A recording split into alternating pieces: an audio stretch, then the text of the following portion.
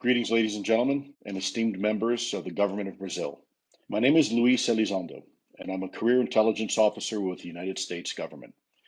From 2008 to 2017, I had the privilege to participate in a small but significant program within the Pentagon, focusing on the collection of UFO. This is Houston. Say again, please.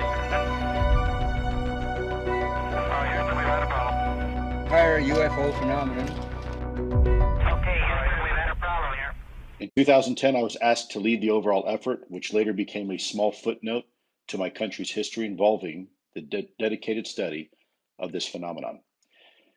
It was during this time that it became very evident to all of us involved in the project that our military was encountering a technology that far exceeded our own capabilities. Furthermore, it was abundantly clear that this technology had the ability to gain access to our controlled airspace and once more perform in ways that was unimaginable and yet verifiable by some of our most sophisticated weapon platforms and data collection techniques. On a regular and routine basis, our military equities were coming face to face with these technologies, perplexing our military eyewitnesses and stymieing our best efforts to understand the unique performance characteristics. Dude,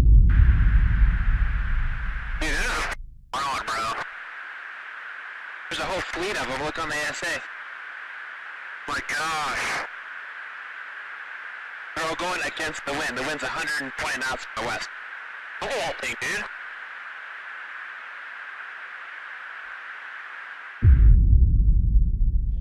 Furthermore, of critical concern was the apparent interest this phenomenon has with our nuclear technologies, including power generation, weapon systems, and propulsion. Recently, elected officials in my country have decided the evidence was too overwhelming to ignore and called upon our defense and intelligence communities to participate in a public hearing, of which I suspect many more will follow. The result of the hearing was simple and yet astonishing. 1. UFOs are real. 2. UFOs most likely represent a real technology. And 3. UFOs are considered a national interest for the United States. Further reinforcing this new priority is a requirement for our defense and intelligence communities to work with partner nations and allies. Although I applaud this new renewed interest in a historically forbidden area of study, it is with great concern that I worry about any single country having monopoly on the study of what is now considered beyond next generation technology, and by default, controlling the narrative on this topic. This is precisely the mindset that has relegated this legitimate study of this topic to fringe and pseudoscience for the last 70 years. Ladies and gentlemen, today I speak to you not as a former intelligence officer, not as a representative of the US government, and not as a UFO expert. Today, I appeal to you as an ordinary citizen of the world, as your brother, your father, your son, pleading you take this topic seriously and to do what is necessary, not just for your constituents, but for every person on the planet.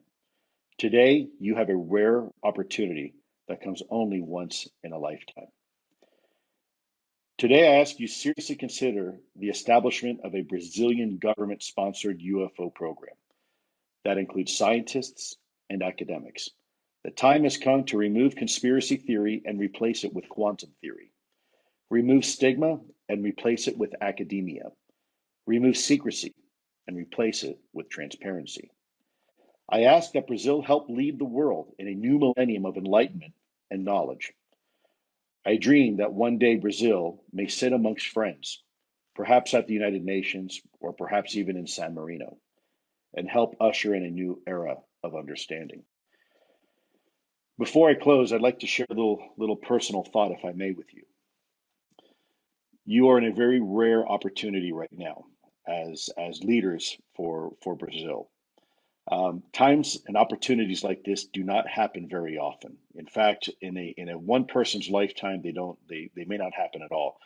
But as a species, these paradigm moments for us occur, and in fact are a natural part of our species evolution.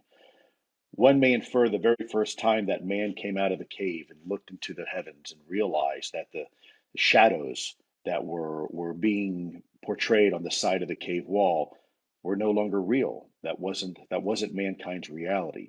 And crawling out of the cave for the first time and witnessing the heavens, maybe that was the first fundamental paradigm change for our species.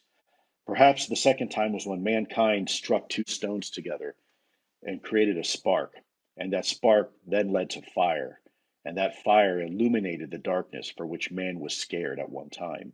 And now man could now roam freely in the night, illuminating the darkness. And perhaps the last time mankind came to some sort of paradigm moment like this for a species was when two people were standing on a sandy beach, and one person looks to the other and says, I'm going to sail over that horizon.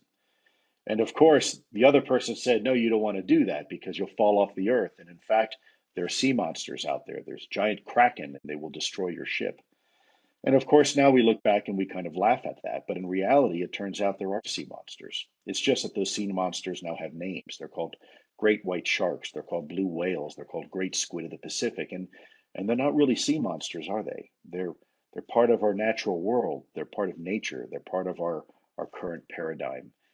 And so perhaps with this topic, this is yet just another paradigm moment. Perhaps we as a species are standing yet on another sandy beach, and we're looking at the horizon one more time, and we're about to sail over that horizon together. I would submit to you that change is a very necessary and very healthy part of our species evolution. And I believe we may be at the precipice yet again of another paradigm moment for our species. And I sincerely hope that you can do what's necessary to help propel this topic forward. Please make no mistake, you are on the right side of history with this conversation. Thank you and God bless.